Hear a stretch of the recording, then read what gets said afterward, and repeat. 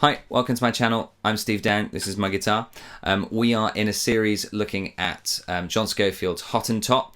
We're taking apart the solo, understanding some of the concepts and approaches that Scofield uses in order for us to use them creatively in our own playing. Today is the last lesson in this, and we're looking at the B section, which is where he plays over the B flat 7 sharp 9, G13 with a B flat in the bass, F sharp 13 with a B flat in the bass, and then a G flat with an A flat in the bass.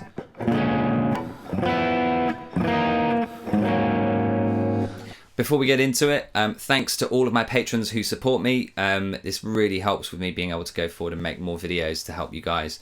If you've just stumbled onto this channel, please consider subscribing if you like what I'm doing here, and to like the videos. It does help other people see it in the YouTube rankings.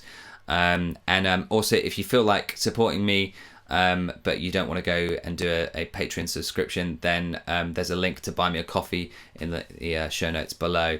Only do that if you're financially able to do that. There's no obligation to do that. But if you want to support me going forward, then Patreon's the place to go to do that. And the link is www.patreon.com/X to Guitar Lessons. The link again is in the show notes below and on screen. So let's get on with looking at this B section. Let's take a look at the first 4 bars.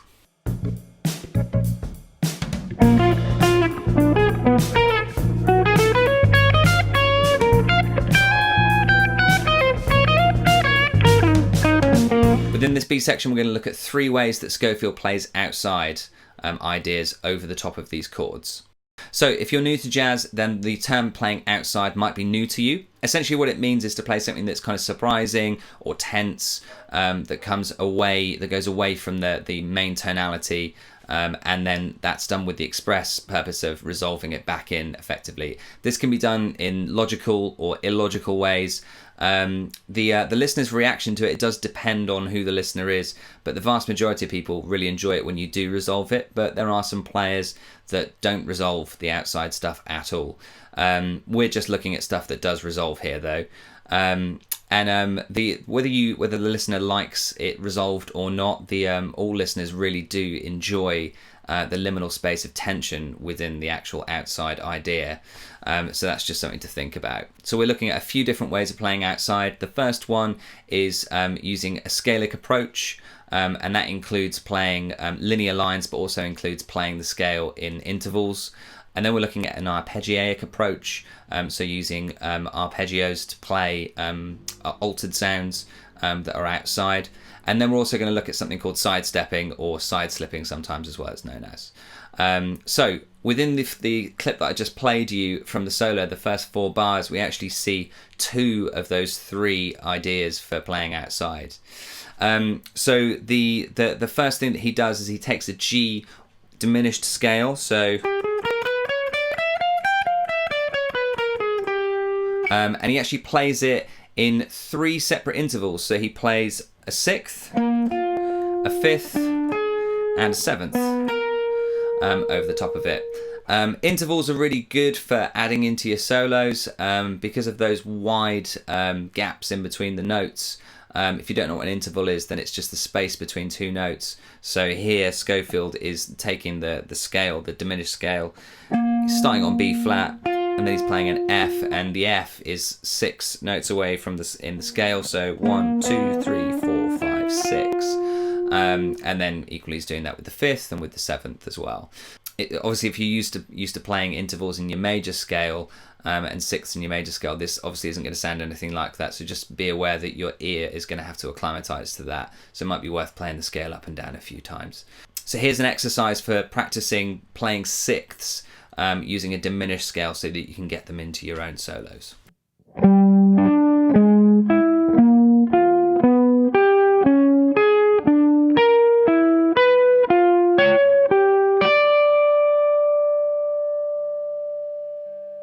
So an idea might be to loop the 2 chords that he's playing this over the top of, B flat 7 sharp 9 and G13, and just try playing that that idea of playing the G diminished in 6 over the top of it.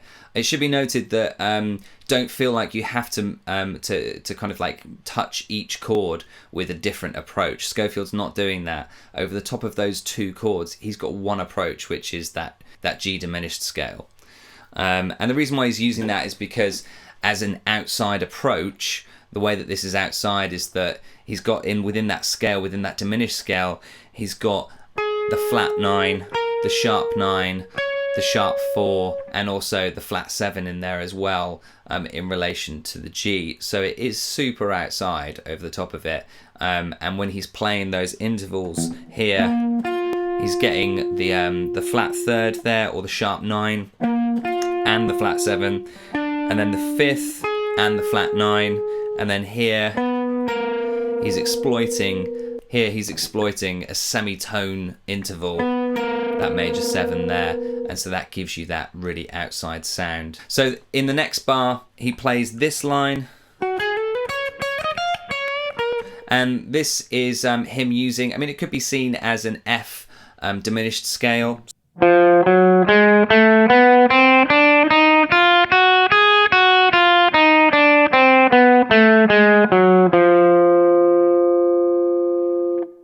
So that is resolved to B flat. So that could be seen as that, or it could be seen as an F altered scale.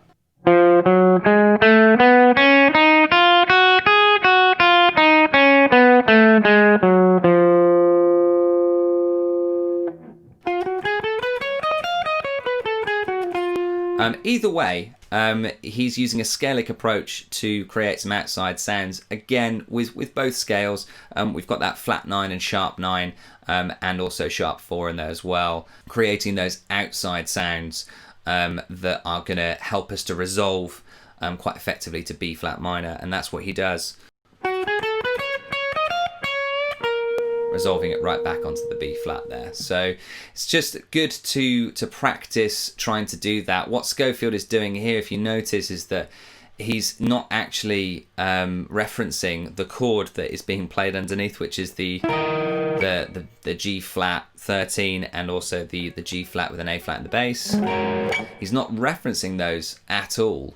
He's just superimposing a functioning dominant chord, F7, to B flat minor, so a perfect cadence there, and so he's just actually superimposing that over the top of it. It doesn't actually exist within the harmony, but he's making it exist by his approach with the lines that he's playing, and that's something that you can practice within your own solos. If you put a loop on of playing those 2 chords, the G flat 13 and then the G flat with an A flat in the bass, and then just practice playing F altered and B flat.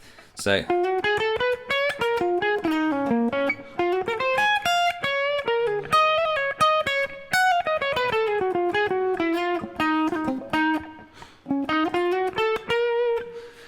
so yeah, I just think that's a really good thing that you can try over in your practice sessions to help you get that under your fingers. So the next phrase that Scofield plays within the clip that I've just played, that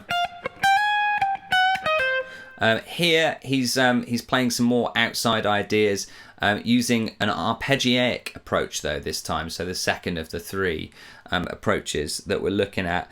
And again, he's using that functioning dominant seventh thing that he's just superimposing over the top of it. Again, it doesn't exist in the harmony that's being played underneath. It's something that he is putting in and suggesting within his solos. And what he's suggesting is an F7 flat 9. So there's the flat 9 there, the G flat, the flat 7, the E flat, and the C, which is the fifth.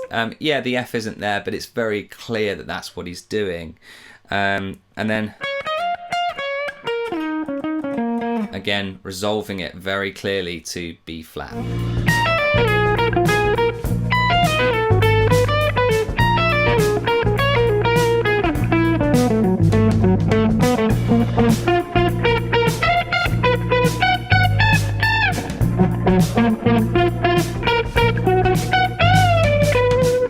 So the last approach I wanted to look at is something called sidestepping or side slipping, and essentially what that is taking an idea and moving it up a semitone or back down a semitone. So here's an example of me doing that.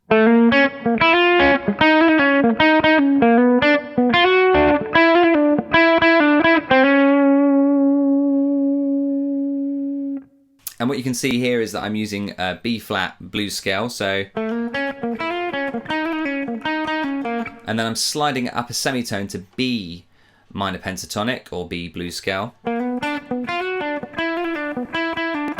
I'm resolving it back to the minor third of the B flat there, so the D flat. It's really important that you land the playing properly when you're doing this sidestepping stuff. Because otherwise you won't really get bring the idea to fruition, and the listener might just get a bit lost, or your line might not be as strong. So to create a really strong line, it's a good idea to resolve it at first to a chord tone like D flat there.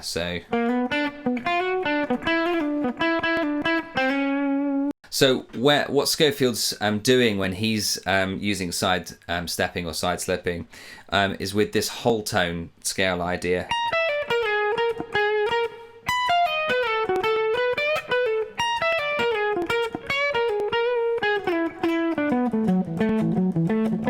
So the first thing that he plays there is that whole tone idea in B flat, and then he moves it up to B, and then back down to B flat again.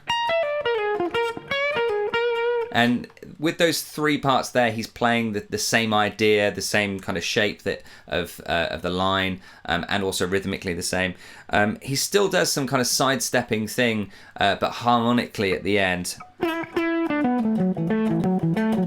That's a B minor pentatonic idea, so he's still going from B flat to B, so it's still that sidestepping thing, but it's not using the same shape, the same rhythmic or melodic shape.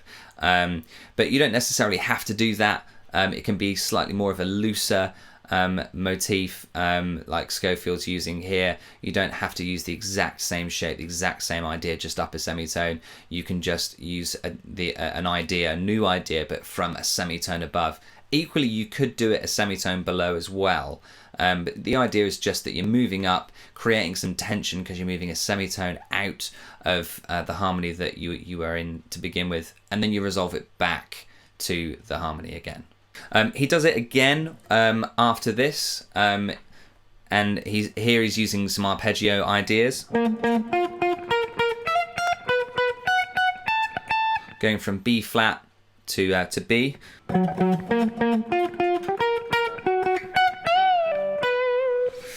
So again, it's slightly looser motif in the second half. And just as a side note here, the effect that I put on top of this, it's that quintessential tremolo and kind of like hyper chorus sound that Scofield uses. I've just got a picture of his board up again here. And then also here's the settings for what I'm using on my Kemper, which is I'm using the C and D slots in the stomp section, and I'm using a tremolo which is on quite high rate, and then also I'm using the hyper chorus in there as well. So I'm not using the same pedal that Scofield's using, but it creates a kind of similar sound. If you've got a tremolo and a chorus pedal, just put your tremolo pedal on fast and then bring some chorus in, and that will give you a similar kind of sound.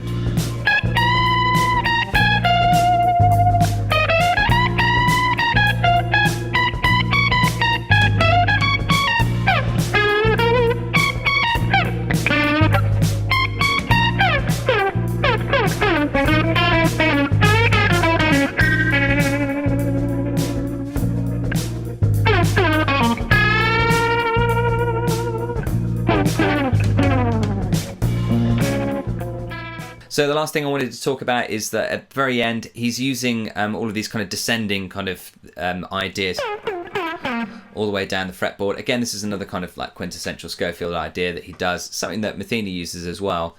And Metheny does it quite a lot with fourths. What I want to kind of say here is that the thing that Scofield does really well at the end here is repetition. He's using ideas and expanding them over 4 bars. So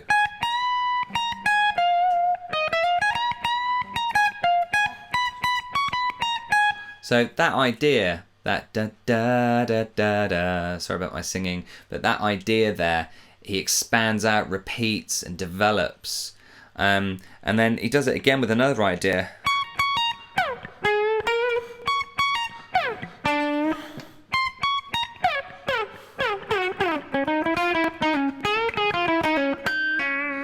So that idea, he just expands, repeats, develops until the very end of the phrase, until the very end of the solo.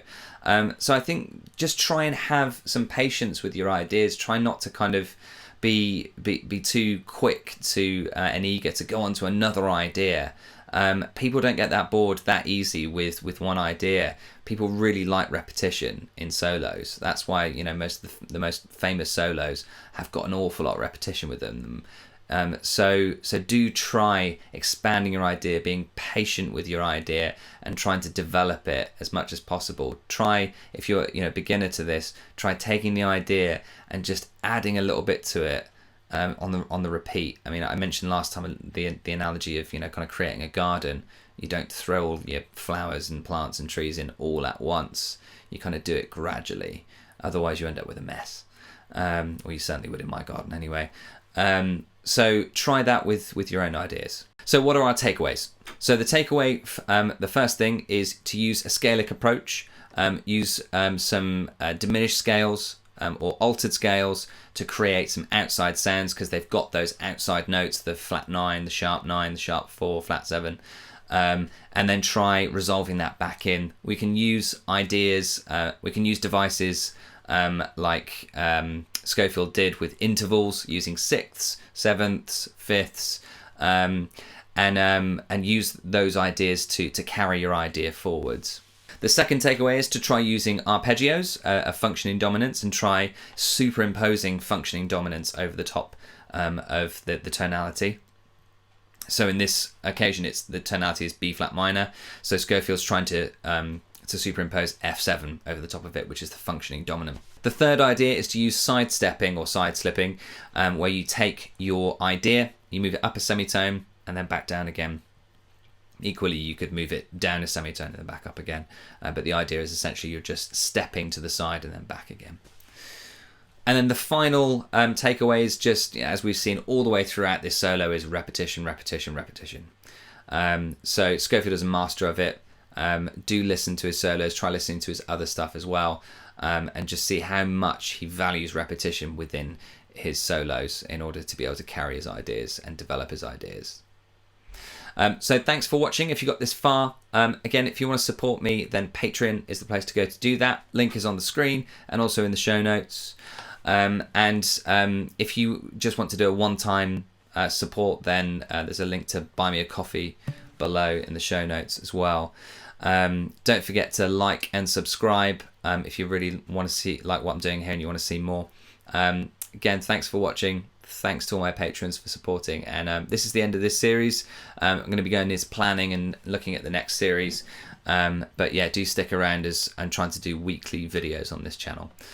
Thanks for watching, happy practicing, and I'll see you next week.